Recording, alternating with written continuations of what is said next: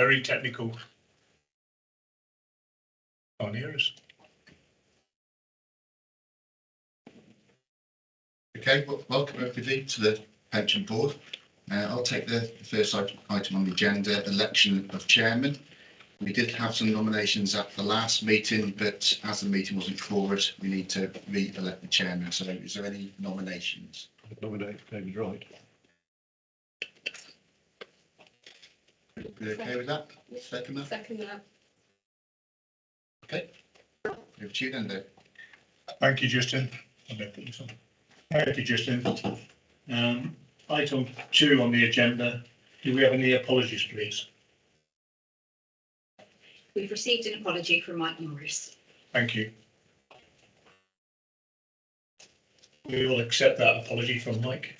Accepted. Thank you. Item 3 on the agenda, declaration of conflicts of interest.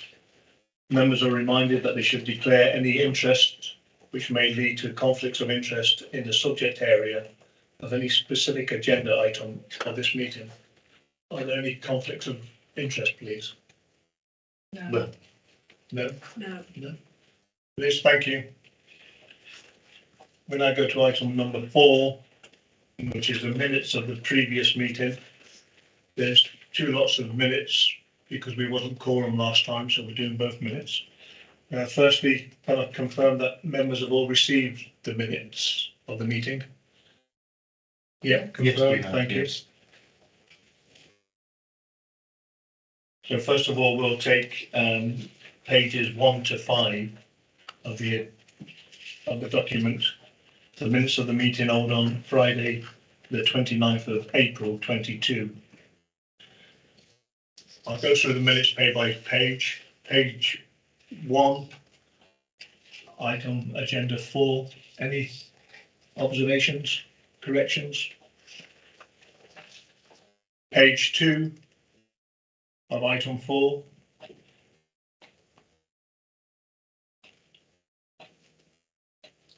That was resolved. Page 3.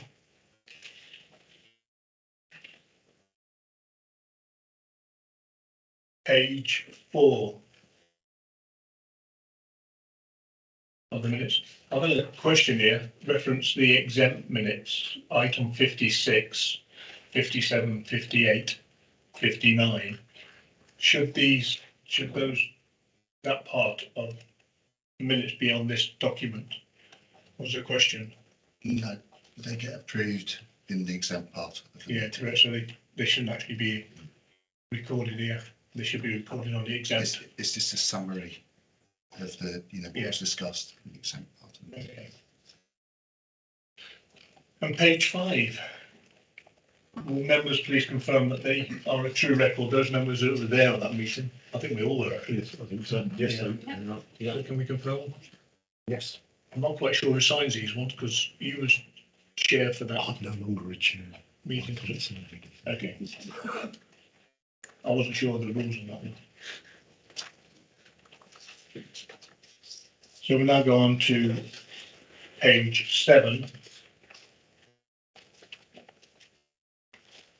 Minutes of the meeting held on the 8th of Friday, the 8th of July 22. Pages 7 to 12 in your document. Page 7, any questions? Page 8. Page 9. Page 10 again from 9, 10, 11, 12. It's a summary again, correct? Page 11. Page 12 is blank. Any questions, any queries on those? Or can I take them as a true record of the meeting for those members that were there? Yes. Thank you.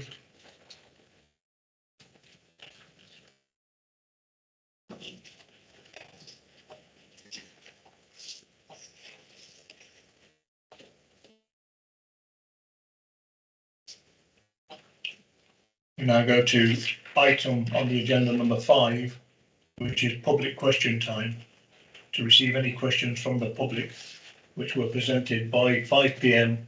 on Monday, the 10th of October 22. Justin? No, there's no questions received.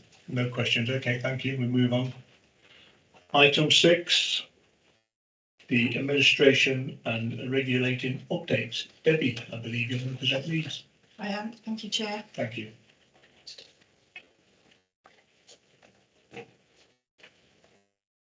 The administration update refers to the committee papers that were taken in September and then has further updates on anything that has come out since those papers were actually written. So there's an update on the Scheme Advisory Board has raised with the local government minister an issue around about death grants.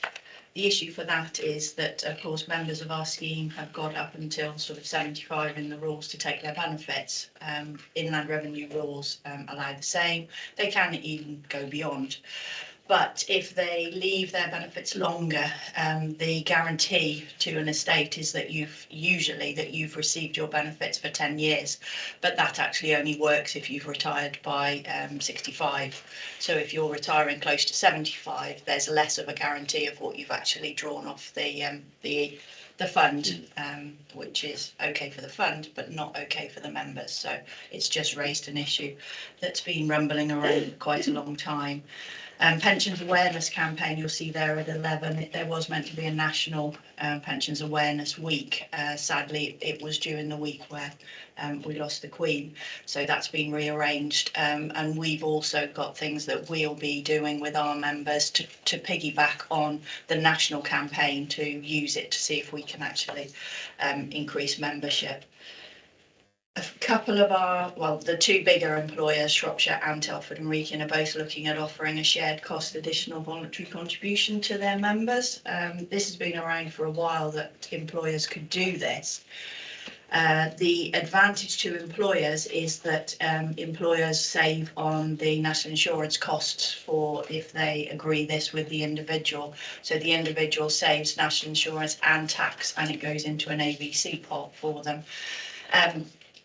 And they've eventually sort of got round to thinking actually it might work for them. So there will be some administration burden slightly fall on us, but at present it's an unknown quantity because depending on how many people take it up, you really don't know how much it will impact on us. But we're trying to make sure that those both employers include us in their communication strategy, so we know when messages are going out, we know when members may be utilising our phone call service. Single code of practice from the pensions regulator is being taken forward and looking. There has been a delay in that. We're just giving you an update there because we have continually updated what was in it, what was new for us, and we have been preemptively working on the areas around cyber scams. As you know, we report to you now on those areas.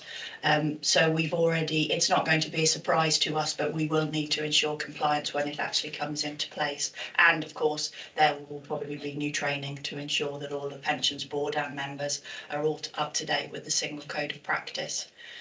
Exit payment has been consultation there to introduce again an exit payment cap, but for government offices, but that does include academies, so that is relevant to the committee and board because we've got a lot of academies now in our fund. So we have just communicated and ensuring that in our messages going out we're bringing that to the attention, but no doubt hopefully academies are also getting their own communications on this as well from their own.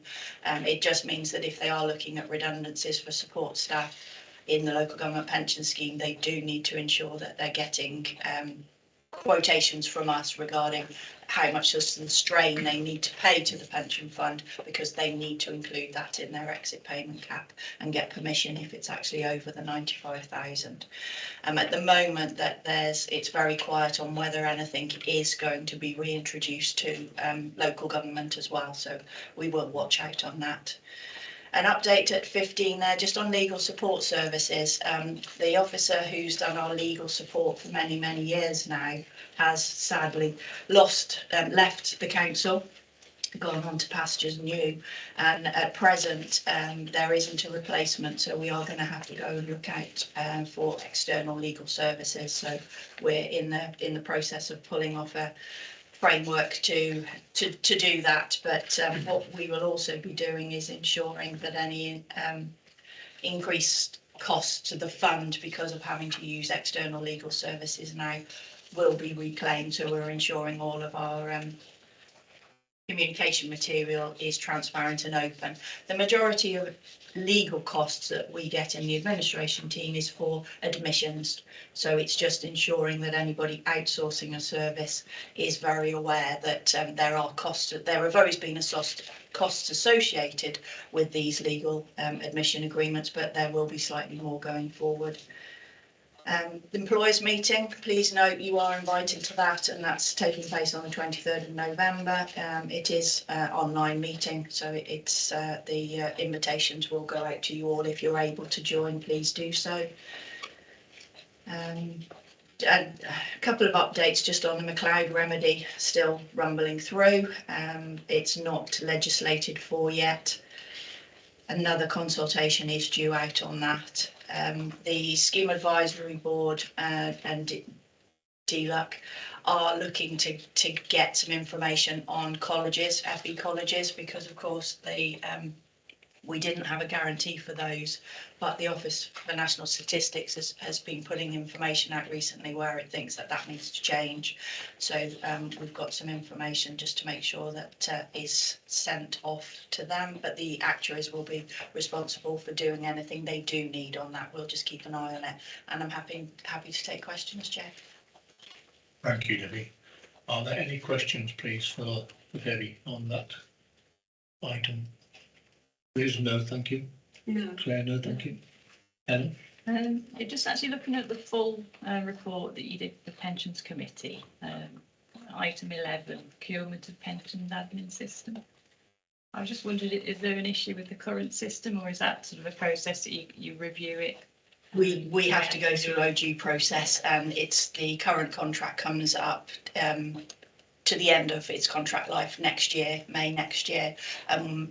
Basically, because of the cost, it covers under OG, so we have to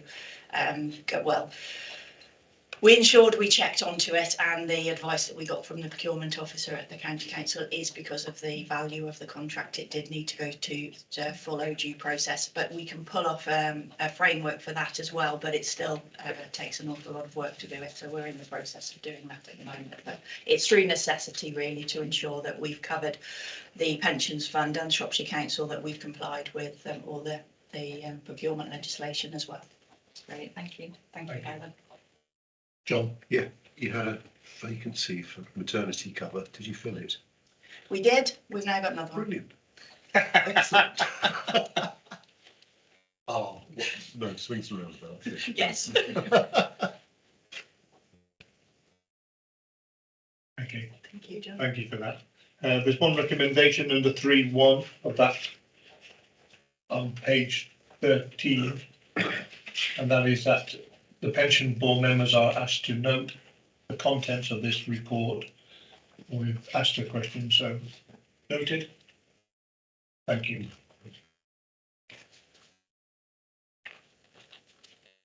Item 7 is the pension committee reports and any feedback. Just if there's any feedback. Yes, Chair, is there any questions from any board members? So obviously this is the public part of the meeting, so any of the pension committee report went to the public part of that meeting. Is there any questions or queries from members on the reports, the papers that they want to raise? Liz, have you got any questions on the reports? No, thank you. Yeah. No, I mean, there were, just to mention, there were a couple of audit reports on there, and as we have audit here, I just wondered if there was anything that you wanted to say about the external audit In or your the role, internal audit, as you're here. They seem to be good. I previously worked for internal audit. I transferred across to pensions on the 1st of October. So yeah. Sorry, I didn't realise. No, that's fine. So effectively, my new post is pensions investment and responsible investment manager. So a bit of a mouthful, but effectively, yes. So I'll be looking at the investment side and the responsible investment side. But going back to your point about the audit reports, I can tell you from my previous knowledge, and having looked after the scheme for several years, yeah, there was no issues to bring to the board's attention. The reports gave a substantial opinion, which is actually the highest it can give. It's the highest audit is allowed to give. It sounds like it's being limited, but that's actually the highest opinion we can give when we actually give an opinion on things. There was no significant or fundamental recommendations raised at all as part of the reports. And I think that's credit to the team that was in place at the time on both the administration side and the investment side. Yes, I got that reading the reports. There's two very small recommendations That's in right. one area. Yeah, thank you. Well done, team. Yeah. Thank you, Claire. Yeah, I thought the reports read well as well. Just noting, is it Grant Thornton, the auditors? A similar question as before, really. Do you have a process of reviewing the auditors every 3 years, or what's the, when will that be reviewed Good question. again? Yeah, so the pension fund uses the council's auditors, so it's Grant Thornton, and the council appoints its auditors through the Public Sector Audit Advisory Committee. So effectively every 3 years they'll go out to tender for the appointment of the auditor. There is an option of it being done in-house, but that involves you have to have an independent member on the committee to actually appoint that, and you have to set up a separate remuneration committee for that. And then you also lose out on the economies of scale of actually going out as part of a national body to actually recruit. So. John.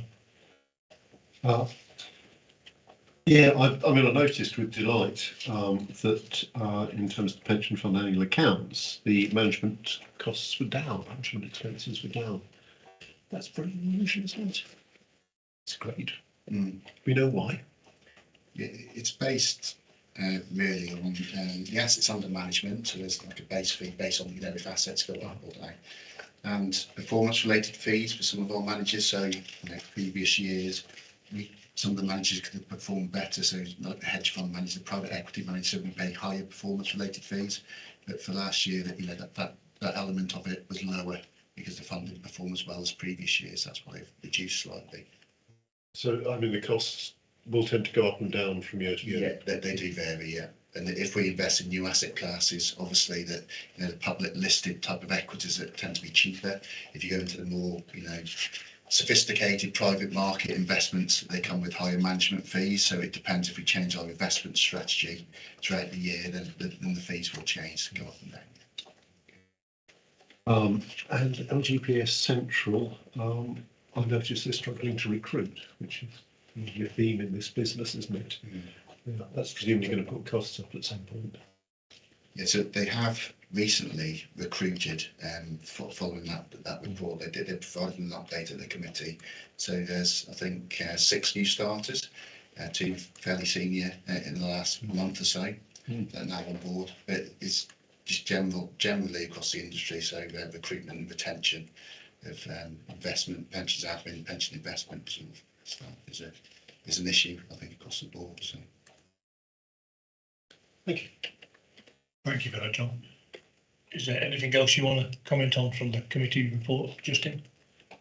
Nothing further. Okay, thank you very much. We now go on to item 8, which is a date of the next meeting of the pension board. The next meeting is due to be on 10 AM on the 27th of January 2023. Seems miles away, doesn't it? Yeah. Item 9, the exclusion of the press and the public. To resolve that in accordance with the provision of Schedule 12A of the Local Government Act 1972, Section 5 of the Local Authorities Executive Arrangements, Meetings and Access of Information, England, regulating, and paragraph 3 of the Council's Access to Information Rules and the public and the press be excluded during the consideration of the following items. We now switch off the recording, as I understand it. You have to vote on it. No. Well, I'll propose We have to it. vote on it. Propose and vote on it. Did it say that? But we might as well. Proposed. Um, Fair. Seconded by John. Thank you very much. Liz had her hand up as well. So can we see a vote on that, please? Thank you very much. Sorry, I didn't know we had to vote on it.